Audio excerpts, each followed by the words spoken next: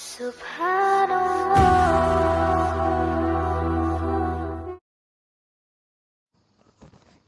معطا امام مالک میں ہے کہ ایک شخص نے رسول اللہ صلی اللہ علیہ وسلم سے دنیا کی کمی کی شکایت کی،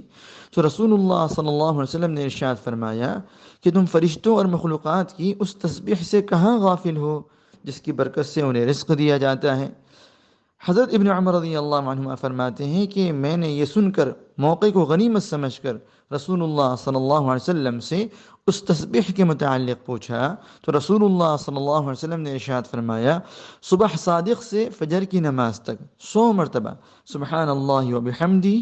سبحان اللہ العظیم استغفر اللہ پڑھنے سے دنیا تمہارے پاس ذلیل ہو کر آئیں گی، اور ہر تسبیح کے بدلے اللہ تبارک و تعالی ایک فرشتہ پیدا کریں گے جو قیامت تک تسبیح کرتا رہے گا۔ یہ کلمات بڑے بابرکت ہیں۔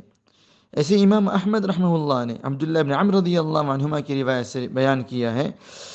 کہ نوح علیہ السلام نے اپنے بیٹے کو نصیحت کی تھی سبحان اللہ و بحمدہ پڑھتے رہنے کی، اور فرمایا تھا فإنها صلاة كل شيء وبها يرزق الخلق، کہ یہ تسبیح ہر چیز کی عبادت ہے اور اسی کے ذریعے سے مخلوق کو رزق دیا جاتا ہے۔ سبحان